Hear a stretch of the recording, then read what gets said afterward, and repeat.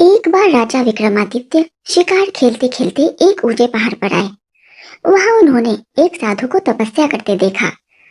साधु की तपस्या में विघ्न न पड़े, यह सोचकर वे उन्हें श्रद्धा पूर्वक प्रणाम करके लौटने लगे। जैसे ही वह वापस जाने लगे, अचानक साधु ने रोकते हुए कहा, ठहरो विक्रमादित्य, मैं तुम्हारी शिष्टता से प्रसन्न हूँ। यह कहकर साधु ने विक्रमादित्य को एक फल देते हुए कहा, जो भी इस फल को खाएगा वह तेजस्वी और गुणवान पुत्र प्राप्त करेगा।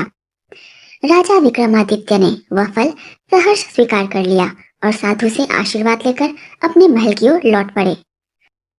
चलते चलते मार्ग में अचानक उन्होंने देखा कि एक स्त्री घबराई हुई सी दौड़ी चली आ रही है। विक्रमादित्य भी उसके पीछे पीछे दौड़ने लगे। उन्होंने देखा कि वह औरत एक कुएं के पास जाकर रुक गई। जैसे ही उसने कुएं में छलांग लगानी चाही, विक्रमादित्य ने उसे पकड़ लिया। उन्होंने उस स्त्री से पूछा, बहन, तुम आत्महत्या क्यों करना चाहती हो? मुझे बताओ, मैं तुम्हारी मदद करूंगा। वह स्त्री रुदन स्वर में बोली, मैं बहुत दुखी हूँ। मेरा पति मुझे मारता पीटता है और कहता है कि मेरा एक भी पुत्र नहीं है, सारी लड़कियां हैं। उस स्त्री की दास्तान सुनकर राजा विक्रमादित्य को उस पर दया आ गई।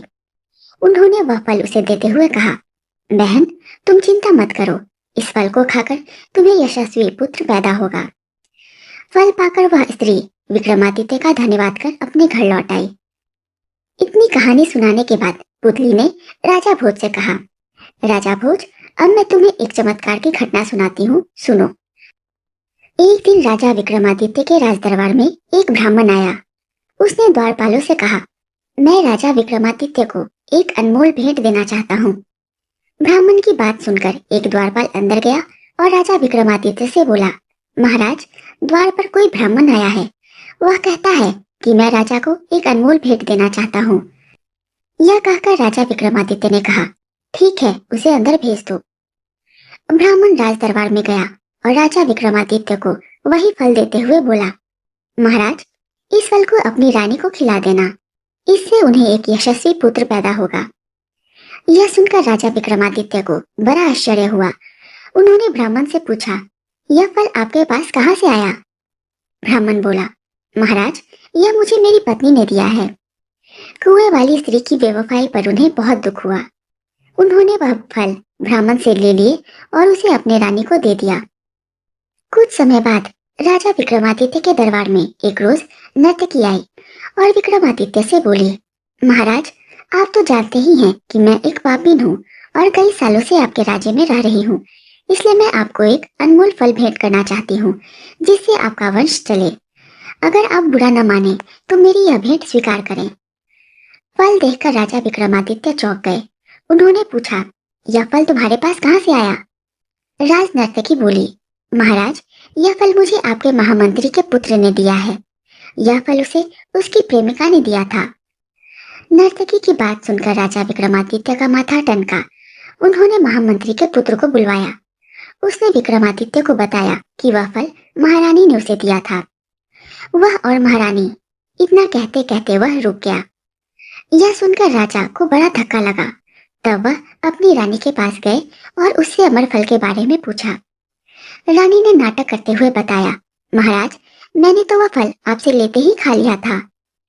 यह सुनकर विक्रमादित्य ने वह फल रानी को दिखाते हुए कहा, झूठ मत बोलो, तुमने वह फल नहीं खाया। यह फल मुझे राज नर्तकी ने दिया है। यह सुनकर रानी के होश गुम हो गए। उसकी चोरी पकड़े जाने पर वह भय से थरथर कांपने लगी और मूर्छित होकर नीचे गिर पड़ी। विक्रमादित्य को इस बात का गहरा सदमा पहुंचा और वह राजपाट त्याग कर जंगल में जाकर साधना करने लगे। इसकी सूचना तुरंत इंद्रदेव को लग गई। वे उनके परम भक्त थे। इस तरह विक्रमादित्य को जंगल में तपस्या करते देख देवराज इंद्र को उनके राज्य की चिंता हुई। उन्हें लगा, कहीं ऐसा न हो कि कोई विक्रमादित्य की अनुपस्थिति का फायदा उठाकर उनके राज्य पर हमला कर दे। यह सोचकर इंद्र ने अपना एक दूत राजा विक्रमादित्य का रूप धरकर उनके राज्य में भेज दिया। कई वर्षों तक तपस्या करने के बाद राजा विक्रमादित्य के मन में आया कि एक बार अपने राज्य में वापस जाकर अपनी प्रजा का हाल देखे। यह विचार कर वह अपनी राजधानी वापस लौट आए। जैसे ही वह अपने महल के द्वार पर पहुंचे, देवदूत ने उन्हें रोककर पूछा, कौन हो तुम? राजा विक्रमादित्य ने कहा, मैं इस राज्य का राजा विक्रमादित्य हूँ। लेकिन तुम कौन हो? देवदूत बोला, मैं यहाँ का राजा अज्ञाबेताल हूँ। यह सुनकर राजा विक्रमादित्य बोले, अगर तुम इस राज्य का राजा हो तो मुझे युद्ध में परास्त करके दिखाओ। देवदूत ने राजा विक्रमादित्य की चुनौती स्वीकार कर ली। इस युद्ध में विक्रमादित्य ने देवदूत को पराजित कर दिया। तब पराजित देवदूत ने कहा, मैं मान गया हूँ महाराज, आप ही राजा विक्रमादित्य हो, क्योंकि मुझे पराजित करना आम मनुष्यों की वश की बात नहीं है। आज से मैं आपके अधीन हूँ। जब भी आपको मेरी आवश्यकता पड़े मुझे याद कर लेना। मैं फौरन आपके सामने हाजिर हो जाऊंगा। लेकिन जाने से पहले मैं आपको एक बात से सावधान करना चाहता हूँ। विक्रमादित्य ने पूछा, ऐसी कौन सी बात है अज्ञाबेताल? अज्ञाबेताल बोला, राजन, तुम्हारा एक दुश्मन तुम्हारे राज्य में आ पहुंचा है। वह आपका पिछले जन्म का शत्रु है। इस समय वह योग और सिद्धि के द्वारा अपनी शक्ति को बढ़ा रहा है और आपको मारने की योजना बना रहा है। अगर उससे पहले आपने उसे मार दिया तो वर्षों तक आप पर कोई विपत्ति नहीं आएगी।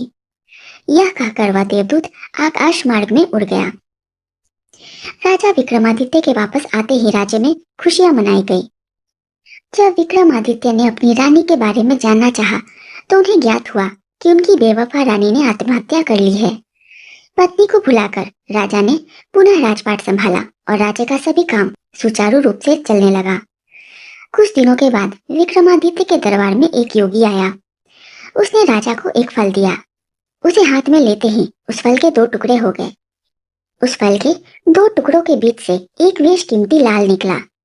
राजा विक्रमादित्य ने योगी से उस लाल का कारण पूछा तो उसने बताया, राजन, यह हमारी संस्कृति है कि राजा, वैद्य और सन्यासी के द्वार पर कभी खाली हाथ नहीं जाना चाहिए।